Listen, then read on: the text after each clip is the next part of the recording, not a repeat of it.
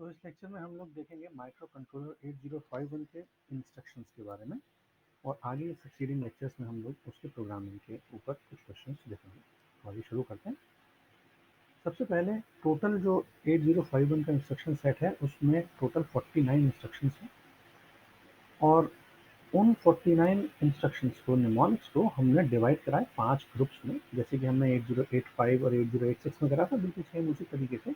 सबसे पहला क्लासिफिकेशन है डेटा ट्रांसफर, जिसमें डेटा ट्रांसफर रिलेटेड ऑपरेशंस होंगे, डेटा कॉपी करने का या ट्रांसफर करने का। दूसरा है अरिथमेटिक इंस्ट्रक्शंस, जिसमें अरिथमेटिक इंस्ट्रक्शंस होंगे ऐड, सब्ट्रैक्शन, मल्टीप्लिकेशन, डिवीजन, इस टाइप से।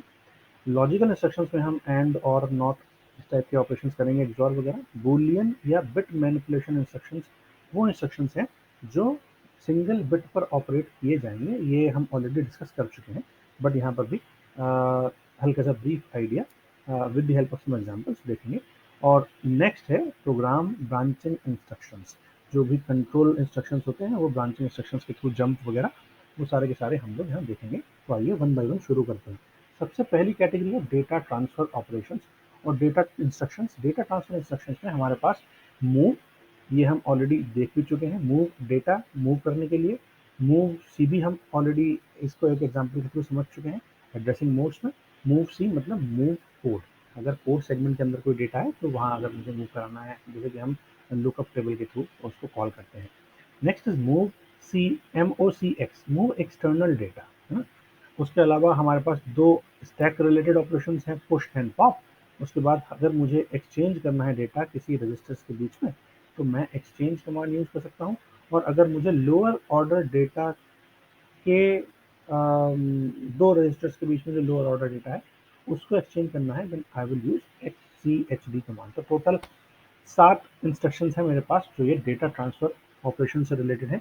वन बाय वन इनको with the help of some example समझ लेते हैं। सबसे पहले मूव, तो मूव के वैसे तो मूव एक ही है, मूव रजिस्टर, है ना, मूव, लेकिन उसके immediate addressing mode, register addressing mode या डायरेक्ट एड्रेसिंग मोड और इनडायरेक्ट एड्रेसिंग मोड्स के थ्रू कई सारे पार्ट्स हैं, है ना। तो मूव का एक सिंगल निमोनिक होगा और अगर मैं उसके आगे लिखता हूँ move A comma hash data, तो हैश का मतलब क्या है, हैश का मतलब है ये इमीडिएट एड्रेसिंग मोड है, मैं इमीडिएटली डेटा प्रोवाइड कर रहा हूँ, यानी जो डेटा है वो सीधे सीधे एक्यूमुलेटर के अंदर चला जाएगा।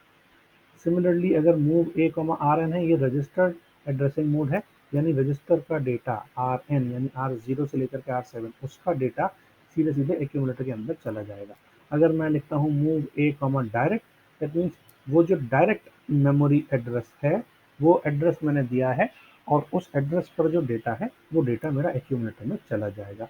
अगर मैं इनडायरेक्ट एड्रेसिंग मोड की बात करूँ तो move A comma @RI, @RI का क्या मतलब है, यहाँ पर RI जो है वो R0 या R1 दो ही हो सकते हैं, है ना। RN की वैल्यू 0 से लेके R7 8 हो सकती हैं, लेकिन यहाँ पर RI 0 और 1 है, इसलिए RI और RN दोनों अलग अलग अलग लिखे हैं इन्होंने। RN, तो यहाँ पर क्या होगा, उस RI रजिस्टर के अंदर जो डेटा है वो एक मेमोरी लोकेशन को पॉइंट आउट कर रहा है, उस मेमोरी लोकेशन पर जो डेटा है वो मेरा एक्यूमुलेटर के अंदर चला जाएगा।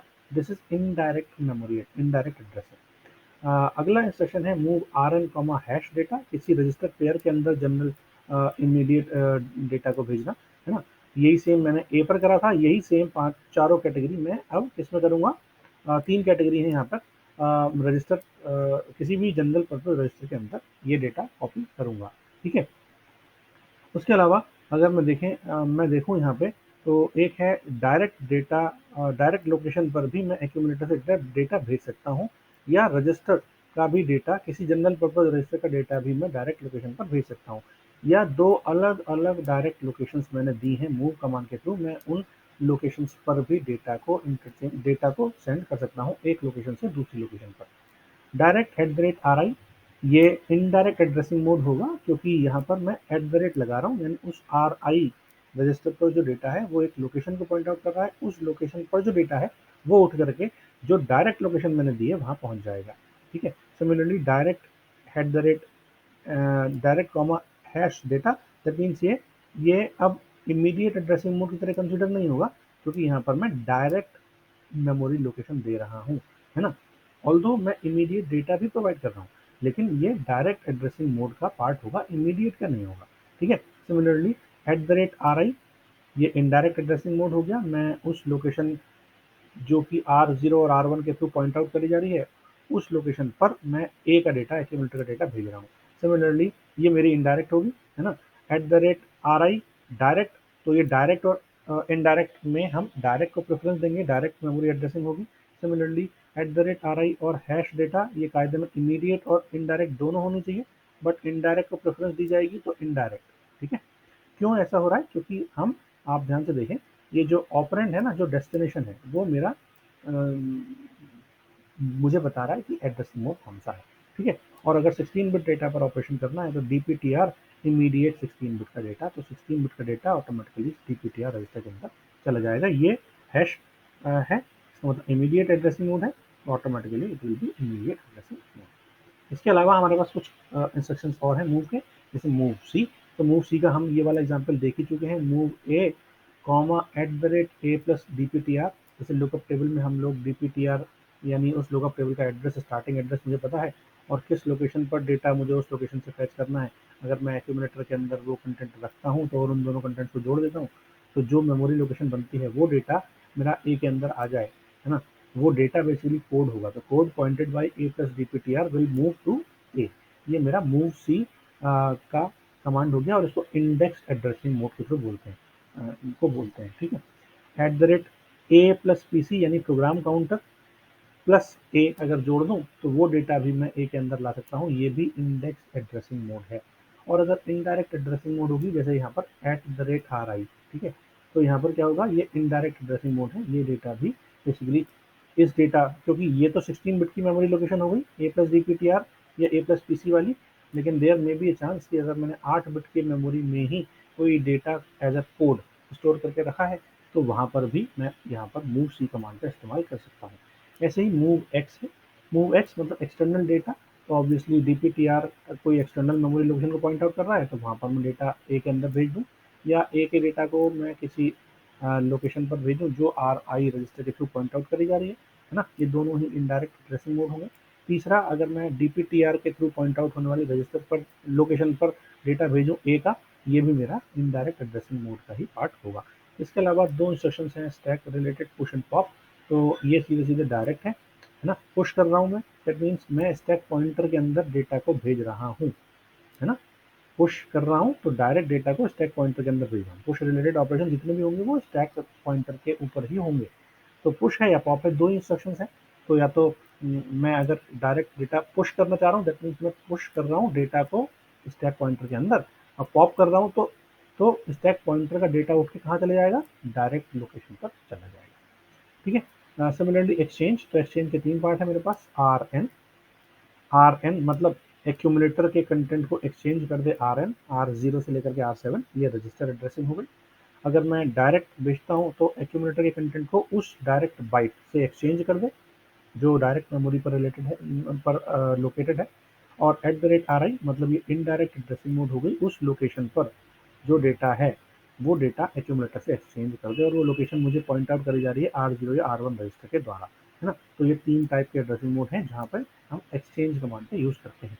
इसके अलावा XCHD, ये मेरा जो है ये लो ऑर्डर इनडायरेक्ट रैम को एक्सचेंज करने के लिए है, exchange the accumulator with the lower order indirect RAM, ठीक है। तो @RI, है ना, यहाँ पर मैं एक्सचेंज लिखता हूँ ए के साथ, तो ये ऑटोमेटिकली RI तो ये जो डेटा है वो एक्यूमुलेटर के पास चला जाएगा, ठीक है। लोअर ऑर्डर रैम है, that means lower order data जाएगा, यानी 16 बिट का अगर डेटा है तो उसमें जो लोअर ऑर्डर है, लोअर ऑर्डर वाली बाइट जो है वो मेरी सीधे सीधे यहाँ पर एक्यूमुलेटर के अंदर एक्सचेंज हो जाएगी, ठीक। इसके अलावा हमारे पास नेक्स्ट कैटेगरी है अरिथमेटिक इंस्ट्रक्शंस की। अरिथमेटिक में हमारे पास ऐड है, ऐड विद कैरी है, सब्ट्रैक्ट विद बोरो, ये सब्ट्रैक्ट विद कैरी, ठीक है, एक ही कमांड है, सब्ट्रैक्ट और सब्ट्रैक्ट विद बोरो दो अलग अलग नहीं है। इंक्रीमेंट और डिक्रीमेंट भी कमांड है। इसके अलावा हमारे पास दो कमांड हैं जो हमारे पास 8085 में नहीं थी, MUL और DIV, मल्टीप्लाई एंड डिवाइड। और DA तो ऑलरेडी था ही, क्योंकि BCD कोड को अगर मैं एडिशन करना चाहता हूँ, डेसिमल एडिशन या डेसिमल ऑपरेशंस, तो ऑटोमेटिकली मुझे यहाँ पर DA डेसिमल एडजस्ट एक्यूमुलेटर वाली कमांड का इस्तेमाल करना पड़ेगा। इसको भी वन बाय वन देख लेते हैं। ऐड, ऐड के मेरे पास चार तरीके हैं, या तो ऐड इमीडिएट डेटा, है ना, ये add with register, add accumulator with direct data, और add register accumulator with indirect data, है ना। ये मैं आपको ऑलरेडी बता चुका हूँ। एट द रेट आ रही है इनडायरेक्ट है, डायरेक्ट मतलब डायरेक्ट जो लोकेशन है वो मेमोरी लोकेशन मैंने गिवन दे रखी है इंस्ट्रक्शन में, आर एन यहाँ रजिस्टर्स होंगे और हैश लगा रखा है, तो वो जो डेटा होगा वो इमीडिएट डेटा होगा। ऐसे ही यही चारों मैं यूज करूंगा ऐड कैरी के थ्रू। तो ऐड कैरी में भी यही सेम चीज है, add immediate data, add accumulator with register pair, add accumulator with direct data, add accumulator with indirect data which is given by Rn। ठीक है, यहाँ पर मैं जो रिजल्ट होगा वो सारे के सारे रिजल्ट को एक्यूमुलेटर के अंदर स्टोर करके रखूंगा। आप देख सकते हो a will be a plus data, a will be a plus Rn, a will be a plus direct data, a will be a plus indirect data। ठीक है, तो इमीडिएट, रजिस्टर, डायरेक्ट, इनडायरेक्ट चार टाइप की addressing भी हो गई और already ये चार टाइप की कैटेगरी में एडीडी या एडीडीसी कमांड को मैंने डिफाइन कर दिया। ऐसे ही सबट्रैक्ट विद बोरो, ये भी चार कैटेगरी है, ए with immediate data, A with register, A with direct, A with indirect. ठीक है, तो यहाँ पर चूंकि सबट्रैक्ट विद बोरो है तो कैरी फ्लैग को सबट्रैक्ट करूंगा। तो आप देख सकते हो ए में से मैंने डेटा को, इमीडिएट डेटा को सबट्रैक्ट करा, लेकिन साथ में कैरी फ्लैग को भी, कैरी वाली बिट को भी सबट्रैक्ट करा। कैरी बिट अगर 1 है तो ऑब्वियसली 1 सबट्रैक्ट होगा, 0 है तो 0 सबट्रैक्ट होगा, है ना। तो सबट्रैक्ट विद बोरो दो अलग अलग कमांड ना होने की बजाय यहाँ पर केवल एक कमांड से काम करा सकता हूँ, क्योंकि कैरी फ्लैग यानी बोरो अगर है तो कैरी फ्लैग ऑलरेडी सेट है, नहीं है तो नहीं है, 0 है। ठीक है, similarly A minus R N minus C, ये मेरी रजिस्टर एड्रेसिंग मोड हो गई, एक्यूमुलेटर के अंदर कंटेंट सेव हो जाएंगे। ए में से डायरेक्ट डेटा सबट्रैक्ट कर, डायरेक्ट डेटा को ए में सबट्रैक्ट कर दो और carry flag carry bit subtract कर दो, तो ये क्या हो गया, ये डायरेक्ट एड्रेसिंग हो गई। और अगर इनडायरेक्ट एड्रेसिंग को देखना है मेरे को, तो तरीके से मैं ए को कुछ इस तरीके से लिख सकता हूँ। ठीक है, ये मेरे चार टाइप के इंस्ट्रक्शन हो गए, add, add with carry, subtract with borrow. अगला है हमारा मल्टीप्लाई। मल्टीप्लाई करने के लिए हम करते हैं ए और बी की मल्टीप्लाई, ये मल्टीप्लाई ए विद बी। ठीक है, अब यहाँ पर क्या है, there may be a chance कि वो मल्टीप्लाई करने के बाद रिजल्ट मेरा 16 बिट का आए। तो 16 बिट का अगर रिजल्ट आता है तो उस 16 बिट के रिजल्ट में हम लोग क्या करते हैं, हम लोग उसको दो रजिस्टर्स ए और बी में ही स्टोर करते हैं। ए के अंदर मेरी लोअर बाइट स्टोर होगी, ठीक है, और ए इंटू बी की लोअर बाइट, और बी के अंदर मेरी हायर बाइट स्टोर होगी। ठीक है, फॉर एग्जाम्पल मैंने 0 2 की मल्टीप्लाई 10 से करी, है ना, तो कोई दिक्कत नहीं है, ये 20 आ गया। ठीक है, लेकिन सपोज फॉर एग्जाम्पल अगर मैं यहाँ पर 10 से ना करने की बजाय मैं करता यहाँ पे 60 से करता, ठीक है, तो 60 से इंटू 2 मतलब 120 आता, तो ये जो 1 है ना, ये 1 यानी 0 1, ये 0 1 स्टोर होता मेरा कहाँ पे, बी के अंदर, और जो 20 स्टोर होता मेरा, ये होता मेरा कहाँ पे, ए के अंदर, क्योंकि ये क्या है, ये लोअर ऑर्डर बाइट है और ये हायर ऑर्डर बाइट है। ठीक है, तो जो भी ऑपरेशन होंगे मल्टीप्लाई करने के बाद ए इंटू बी, उसमें जो हायर बाइट आएगी वो बी के अंदर जाएगी और लोअर ऑर्डर बाइट जाएगी वो ए के अंदर जाएगी। ठीक है, बिल्कुल सेम यही चीज हम डिवीजन में भी करेंगे। डिवीजन में हमारे पास दो चीजें होती हैं, डिविडेंड, सॉरी कोशेंट और रिमाइंडर। तो अगर मैं ए और बी को डिवाइड करता हूँ, ए को बी से डिवाइड करता हूँ, तो ए के अंदर मेरा कोशेंट स्टोर होता है और बी के अंदर मेरा रिमाइंडर स्टोर होता है। इसकी कमांड केवल एक ही है, डिव ए बी, जैसे मल्टीप्लाई में M U L A comma B A B, वैसे ही सेम हमारे यहाँ पे क्या कह सकते हैं एक तरीके से डिवीजन की कमांड है। डिक्रीमेंट और इंक्रीमेंट के भी चार तरीके हैं, लेकिन इंक्रीमेंट का हमारे पास एक तरीका एक्स्ट्रा है। डिक्रीमेंट ए यानी ए को ए माइनस वन कर दे, आर एन मतलब R N minus one R N हो जाए। ये डायरेक्टली उस लोकेशन पर जो डेटा है वो एक सब्ट्रैक्ट कर दे, या इनडायरेक्ट लोकेशन पर जो डेटा है वो सब्ट्रैक्ट कर दे। ठीक है, ये दोनों ही रजिस्टर के एड्रेसिंग मोड्स हैं, और ये डायरेक्ट और ये इनडायरेक्ट। इमीडिएट डेटा को सब्ट्रैक्ट करने की जरूरत है नहीं, इसलिए इमीडिएट एड्रेसिंग मोड में डीईसी कमांड का इस्तेमाल नहीं करते हम लोग, क्योंकि अगर मेरे को पता है इमीडिएटली डेटा मैं दे रहा हूँ, मुझे सब्ट्रैक्ट करना है, तो ज़्यादा बेटर है कि मैं एक सब्ट्रैक्ट करके इमीडिएट डेटा दे दूँ, है ना। मैं प्रोग्रामर ही तो हूँ। आईएनसी में मैंने आपको बताया एक एक्स्ट्रा है, और वो है डीपीटीआर, क्योंकि ये 16 बिट के ऑपरेशन पर भी परफॉर्म कर सकते हैं। आईएनसी ए सेम है, आईएनसी आर एन सेम है, आईएनसी डायरेक्ट सेम है, आईएनसी इनडायरेक्ट सेम है, ये बिल्कुल सेम जैसे डीईसी था वैसे आईएनसी है। बट यहाँ पे 16 बिट के डेटा डीपीटीआर यानी डेटा पॉइंटर रजिस्टर में भी हम लोग इस इंक्रीमेंट कमांड को लगा सकते हैं।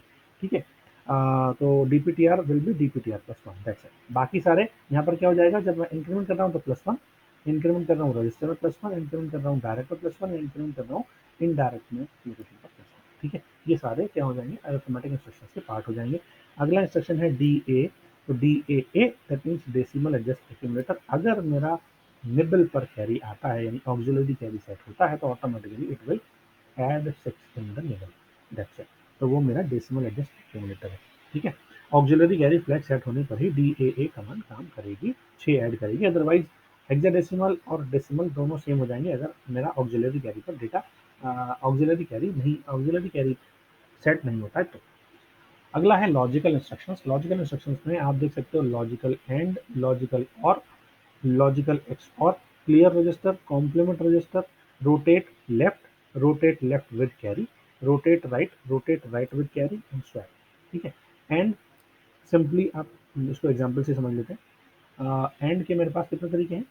इमीडिएट डेटा को एक्यूमुलेटर से एंड कर दो, या रजिस्टर के डेटा को इमीडिएट में एंड कर दो ए के साथ, और रिजल्ट हमारा ए के अंदर ही स्टोर होगा जो हमारा 8085 में हो रहा था, बिल्कुल सेम है।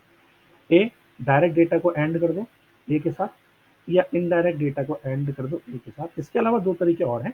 डायरेक्ट डेटा को एंड कर दो ए के साथ और रिजल्ट मेरा डायरेक्ट लोकेशन पर सेव हो, या डायरेक्ट डेटा को एंड करो इमीडिएट डेटा के साथ और रिजल्ट मेरा डायरेक्ट लोकेशन पर सेव हो। ये दो तरीके एक्स्ट्रा हैं, बाकी चारों तरीके वही हैं जो हम ऑलरेडी करते आ रहे हैं, इमीडिएट, रजिस्टर, डायरेक्ट और इनडायरेक्ट। ठीक है। ये डायरेक्ट वाले दो लॉजिकल ऑपरेशन परफॉर्म करने के लिए ये दो चीजें, दो इंस्ट्रक्शंस एक्स्ट्रा हैं।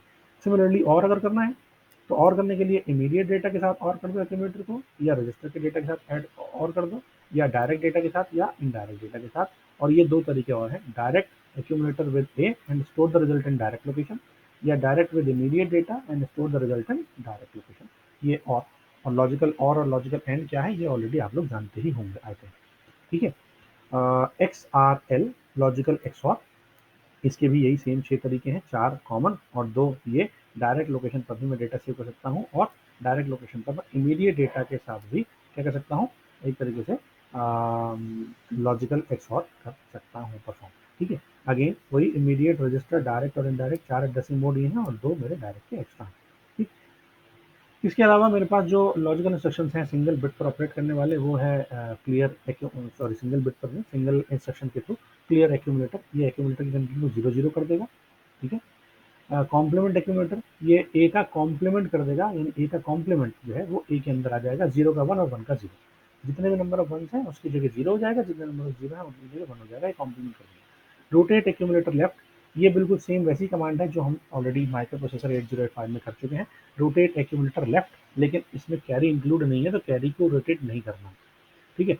RLC, एक एक बिट रोटेट कर देगा लेफ्ट को, लेकिन कैरी बिट चेंज नहीं होगी, कैरी बिट रोटेट नहीं होगी। ठीक है। ये वाली बिट इधर, ये वाली बिट इधर, ये वाली बिट इधर, ये वाली बिट इधर एंड सो ऑन।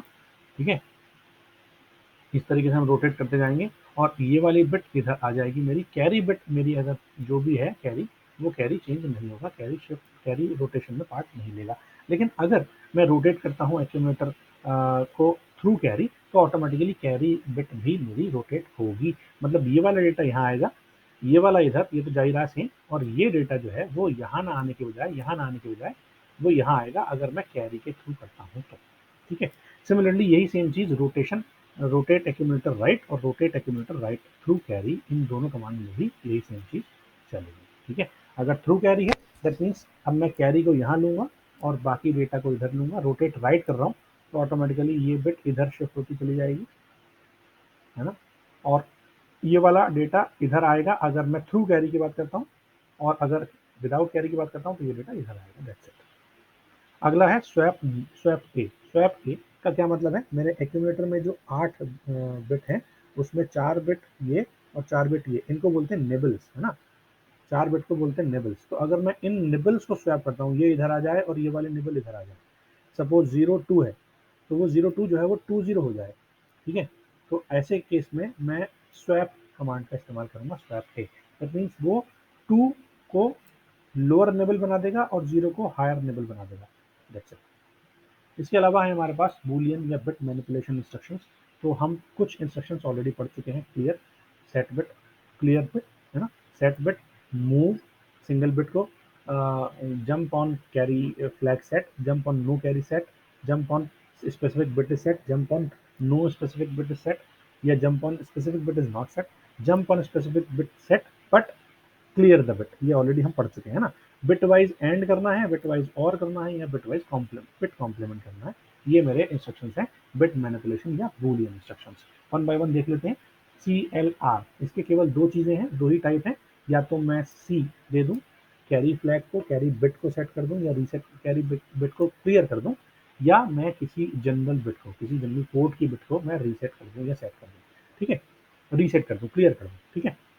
ये दो ही तरीके हैं। यही सेम दो तरीके मेरे पास सेट में भी हैं, यही दो सेम तरीके मेरे पास कॉम्प्लीमेंट में भी है, ठीक है।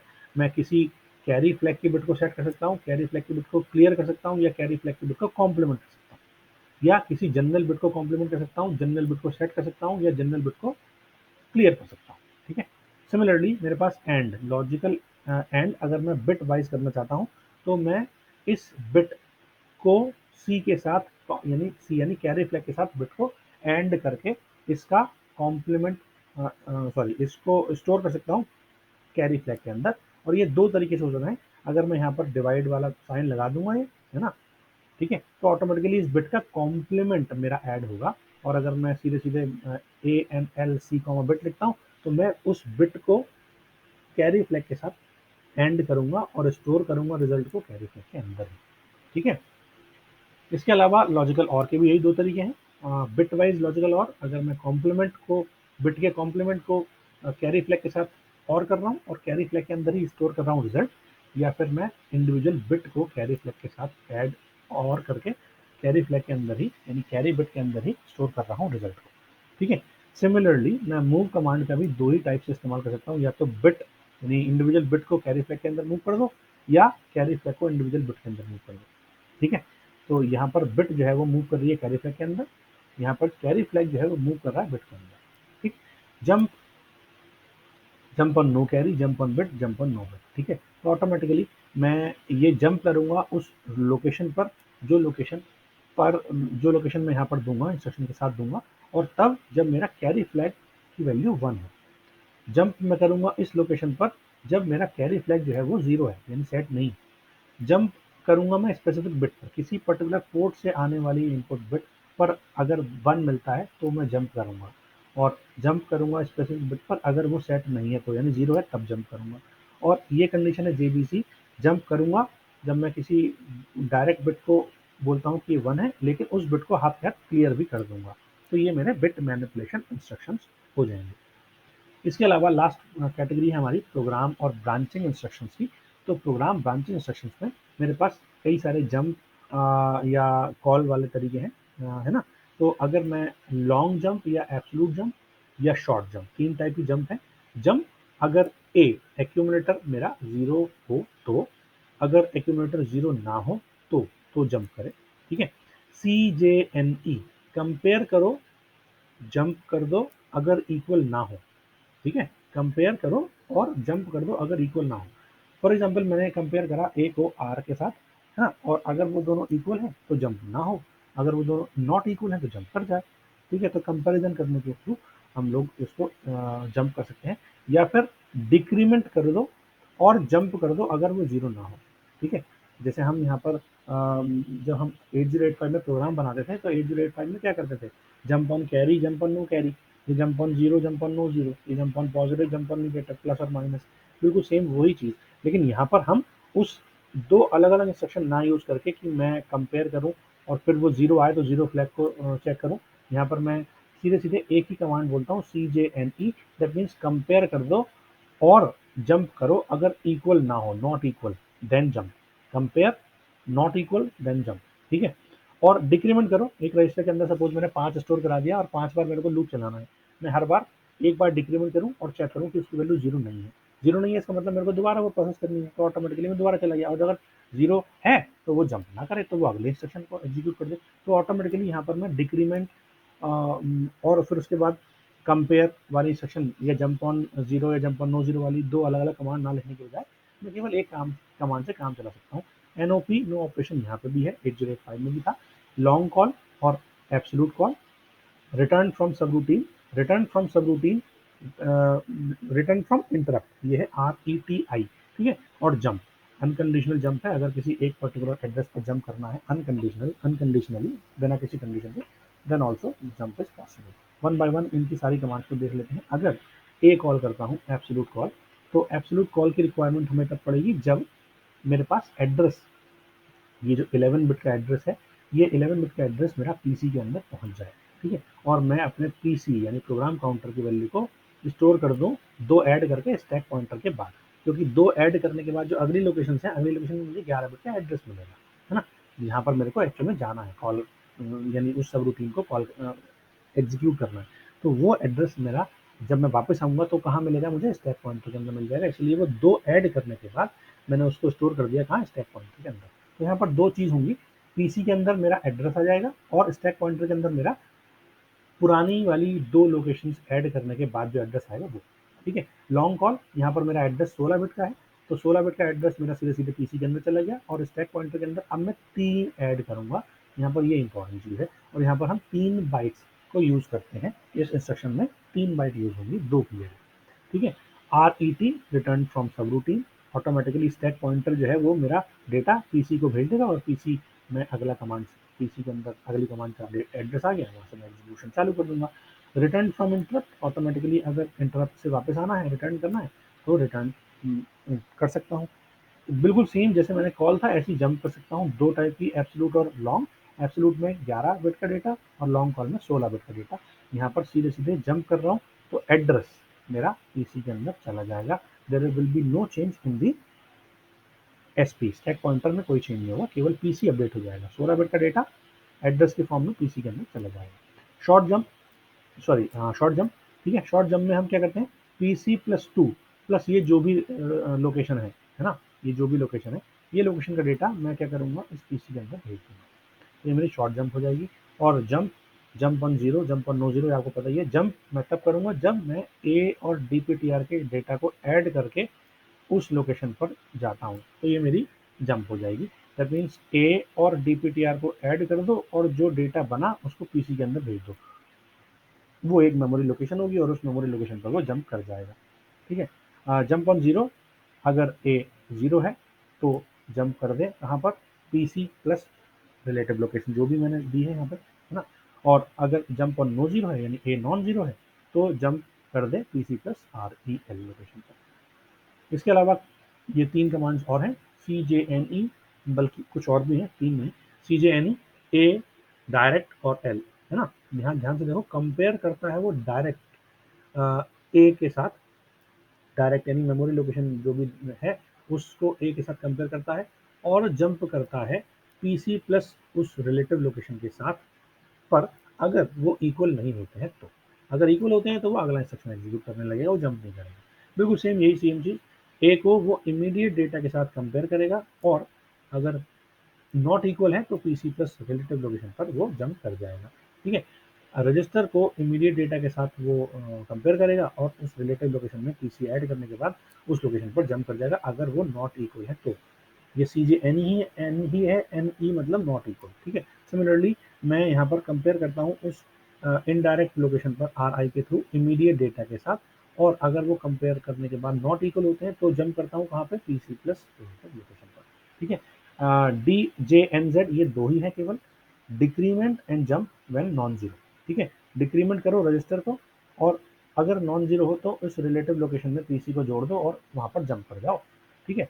और ऐसे ही यहाँ पर डायरेक्टली उस डेटा को कंपेयर, डिक्रीमेंट करो, डायरेक्ट लोकेशन जो दे रखी है उस लोकेशन पर जो डेटा है उसको कंपेयर करो, और कंपेयर करने के बाद ऑटोमेटिकली अगर वो नॉट इक्वल होते हैं, नॉन जीरो होते हैं, तो रिलेटिव लोकेशन में मैं पीसी जोड़ दूंगा और वहाँ पर जंप कर दूंगा, अगर वो नॉट इक्वल होते हैं तो। NOP stands for no operation. बाकी असेंबली लैंग्वेज प्रोग्रामिंग है, ये हम लोग नेक्स्ट लेक्चर में देखेंगे।